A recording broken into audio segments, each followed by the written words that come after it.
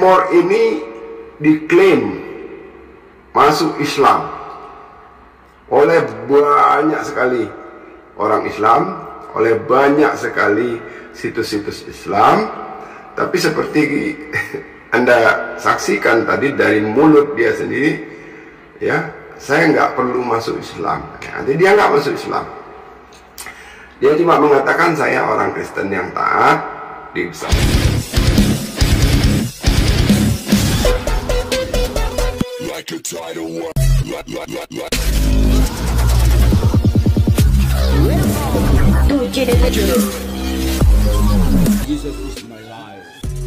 Shalom sahabat yang dikasihi Tuhan Yesus, puji Tuhan kita bertemu kembali dalam kasih-Nya. Apa kabar Bapak Ibu Saudara? Sehat selalu ya, doa saya selalu menyertai. Pernah viral di Indonesia mengenai janin bisa berbicara.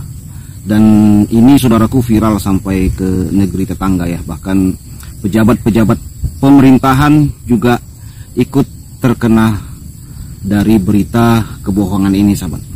Ya, kebohongan mengatasnamakan sebuah agama ini sering terjadi ya. Sebutlah seperti kejadian yang pernah viral dan sampai masuk ke dalam pembahasan sekolah, yaitu Neil Armstrong.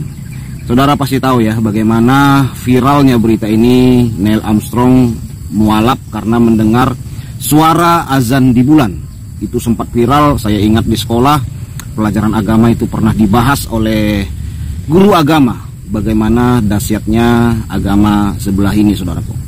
Nah, di Aceh dan sampai menyebar di seluruh dunia, janin bisa ngaji dan membuat orang banyak percaya saudaraku. Itu juga sempat viral. Dan akhirnya terbongkar semua kebohongan ini melalui internet. Memang zaman internet ini saudaraku tidak bisa kita pungkiri cukup luar biasa ya, membukakan kebenaran. Internet adalah sebuah wadah yang memang membongkar semua kebohongan-kebohongan yang pernah terjadi di masa lampau. Seperti kisah Neil Armstrong juga terbongkar di zaman internet ini. Ternyata dia tidak pernah mendengar suara azan di bulan dan tidak pernah masuk Islam. Oke sahabat yang terkasih, langsung kita tonton dulu videonya. Salah satu hoax terviral di Indonesia di masa lalu adalah hoax janin mengaji Cut Zahara Fona. Hoax ini viral pada akhir tahun 1970-an, di mana hoax ini telah menipu banyak masyarakat Indonesia, mulai dari masyarakat biasa hingga pejabat-pejabat negara di masa itu. Hoax ini dibuat oleh seorang wanita asal Pidi, Aceh yang bernama Cut Zahara Fona. Menariknya adalah Cut Zahara ternyata hanyalah seorang tamatan SD saja. Cut Zahara saat itu mengaku bahwa janin di dalam kandungannya bisa berbicara, mengaji, bahkan mengumandangkan azan. Kabar tersebut pun viral, dan orang-orang pun kemudian berbondong-bondong menemui Cut Zahara untuk membuktikan kabar tersebut. Mereka rela antri beramai-ramai hanya untuk menempelkan telinganya ke perut Cut Zahara. Dan anehnya, ternyata memang terdengar suara berbicara dan mengaji dari perut Cut Zahara. Berita tentang keajaiban janin Cut Zahara pun menjadi semakin viral setelah berbagai media massa di saat itu meliputnya. Akhirnya, banyak orang yang benar-benar percaya bahwa janin mengaji tersebut adalah sebuah keajaiban. Apalagi, banyak orang yang kemudian kerap mengait-ngaitkan hal ini dengan agama, dan dengan mentah-mentah menepis logika dan akal sehat. Viralnya janin ajaib Cut Zahara ini bahkan terdengar hingga ke negeri jiran Malaysia. Bahkan, Perdana Menteri Malaysia saat itu, Tengku Abdul Rahman Putra, meyakini bahwa hal tersebut bisa saja terjadi jika Tuhan berkehendak. Keviralan Cut Zahara pun juga menarik perhatian dari Wakil Presiden Indonesia saat itu, yaitu Haji Adam Malik. Beliau bahkan sempat mengundang Cut Zahara ke Istana Wakil Presiden, dan beliau juga sempat menempelkan telinganya ke perut Cut Zahara untuk mendengarkan suara janin tersebut. Meski sebagian besar masyarakat saat itu percaya dengan janin mengaji Cut Zahara, tetapi tentunya pasti ada pihak-pihak yang skeptis dan meragukan hal tersebut. Namun, sayangnya, karena fanatisme yang berlebih, orang-orang yang bersuara tentang hal tersebut biasanya akan dimusuhi oleh orang-orang yang mempercayainya. Salah satu orang yang menyuarakan hal tersebut adalah Dr. Herman Susilo, Kepala Kantor Wilayah Kesehatan DKI Jakarta saat itu. Ia menganggap hal tersebut sangatlah tidak masuk akal. Menurutnya, bayi di dalam kandungan seharusnya tidak bisa mengeluarkan suara karena sistem pernapasannya belum normal. Tetapi, karena hal ini, Dr. Herman pun dimusuhi oleh banyak orang yang fanatik. Ia bahkan hingga mendapatkan banyak ancaman. Namun, karena hal tersebut juga, akhirnya tim dari RSPAD Gatot Subroto, Kejaksaan Agung, dan Polri pun turun tangan untuk menangani dan membuktikan kasus ini. Pada Oktober 1970, tim medis RSPAD pun hendak melakukan pemeriksaan terhadap janin Cut Zahra. Namun, ia menolak pemeriksaan tersebut pada awalnya. Akhirnya, sepekan kemudian, barulah ia berhasil diperiksa, dan hasilnya adalah tidak ada tanda-tanda janin sama sekali di dalam rahim perempuan tersebut. Karena terbukti melakukan pembohongan publik, akhirnya Cut Zahra pun ditangkap pada akhir 1970-an ketika ia sedang melakukan kunjungan ke Banjarmasin. Dalam penangkapan tersebut, polisi menemukan sebuah tape recorder mini beserta kaset rekaman suara tangisan bayi dan bacaan ayat-ayat suci Al-Quran. Dan setelah penangkapan tersebut terjadi, tidak ada yang tahu tentang nasib dan kabar Cut Zahra setelahnya. Seakan-akan ia lenyap di telan bumi begitu saja.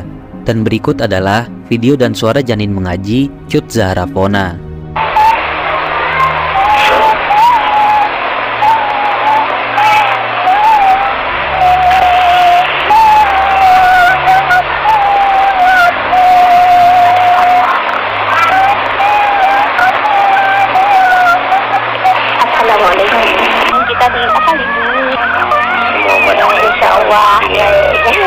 Mudah-mudahan positif insya Allah. Tunggu karena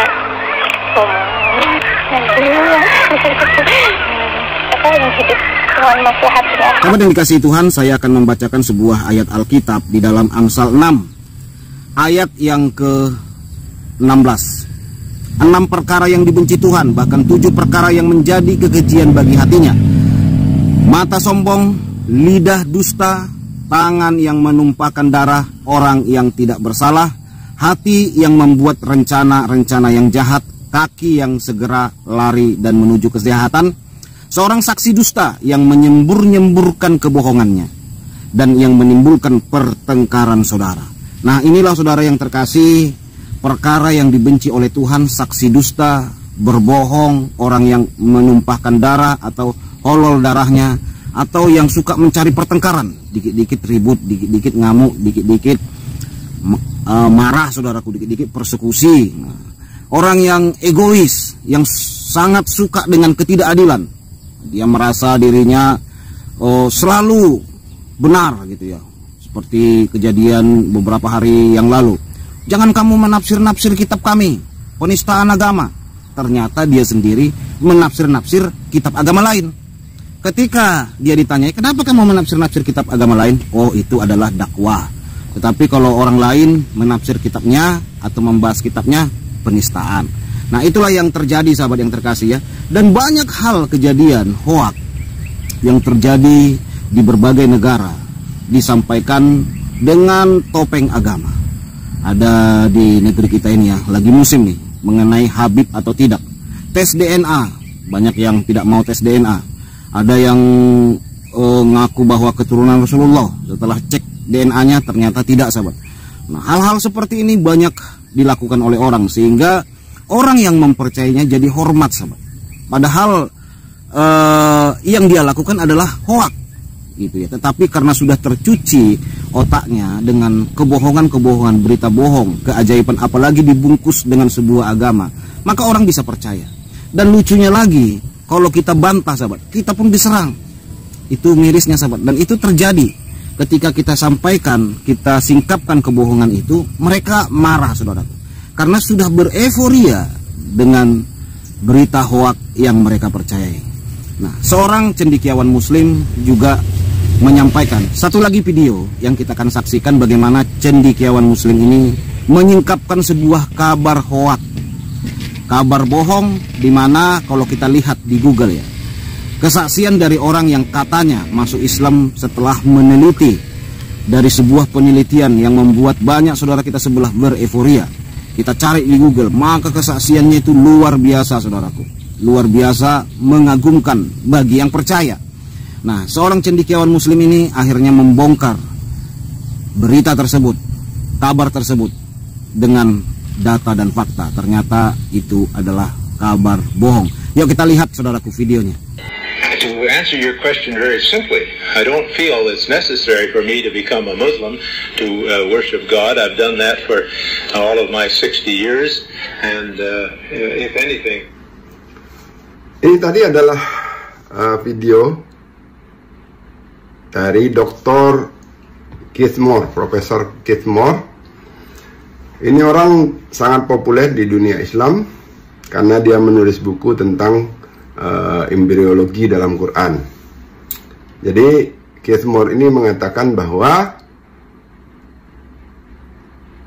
ayat-ayat Quran yang menggambarkan pertumbuhan bayi dalam kandungan cocok dengan ilmu embriologi yang dia tekuni.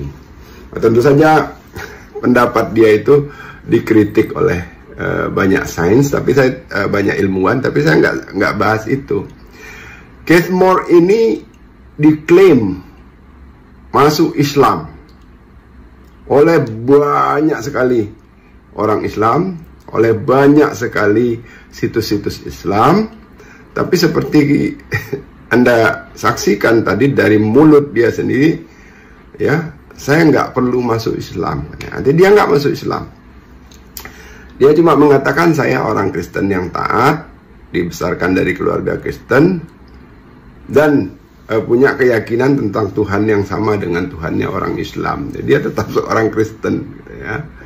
Maurice Bucaille juga begitu. Maurice Bucaille itu diklaim di mana-mana seolah-olah dia masuk Islam. Itu tidak ada fakta yang menunjukkan bahwa Maurice Bucaille itu masuk Islam. Ya, yang ada banyak lagi orang yang diklaim sebagai orang yang masuk Islam.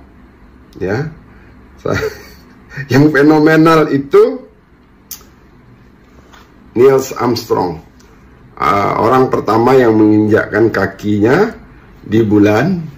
Itu diklaim di dunia Islam bahwa dia itu dengar azan di bulan, kemudian masuk Islam. Itu dari tahun 80-an tuh gencar banget, dan sampai sekarang masih ada orang yang percaya. Sampai Neil Armstrong itu perlu kirim surat ke Presiden Islamic Center di India, Delhi, untuk membantah. Dia bantah, gue nggak pernah dengar suara azan di bulan, gue nggak pernah masuk Islam. Dia bilang itu malu-maluin banget sebenarnya, ya. Dan ada banyak lagi tokoh-tokoh yang diklaim, baik secara jelas namanya disebutkan maupun dikatakan bahwa ilmuwan non-muslim itu berbondong-bondong masuk Islam, gitu loh. Ini hoax, ya. Ya adalah 1-2 orang yang masuk Islam, ya. Ada beberapa yang masuk Islam, tapi kalau dibilang berbondong-bondong, beramai-ramai, itu hoax. Dan tokoh-tokoh yang tadi saya nyatakan jelas namanya itu hoax, gitu ya. Nah, itulah sahabat yang terkasih, ya. Ada 2 video mengenai kabar bohong yang sangat viral, yang banyak dipercayai oleh orang-orang, yang membuat mereka itu sampai membela kabar dusta tersebut dengan berbagai macam hal. Makanya kita, orang percaya, orang yang mengikut Kristus Yesus Tuhan kita, berhati-hatilah, waspadalah selalu. Kita diutus Tuhan di tengah-tengah serigala. Cerdiklah seperti ular, tuluslah seperti merpati. Tetap waspada, tetap hati-hati. Kadang kita yang membongkar tentang hoak ini pun kadang dipersalahkan oleh mereka. Ya wajar, karena mereka sudah bereforia dan mereka sudah malu, sahabat. Ya, tentu saja malu, sahabat. Nah, seperti janin yang bisa berbicara ini kan akhirnya setelah dibongkar banyak yang akhirnya terkaget-kaget. Kok bisa sebegitunya orang mempermainkan agama? Tetapi itu bukan kejadian yang pertama. Sejak dahulu kala orang sudah banyak menyimpangkan atau membolak-balikan kabar kebenaran ini dengan berita hoak. Mereka menyampaikan dengan berita hoak untuk membela kepercayaannya, agar orang mengagumi kepercayaannya, dan itu terjadi sampai sekarang. Tuhan Yesus memberkati kita semua. Shalom.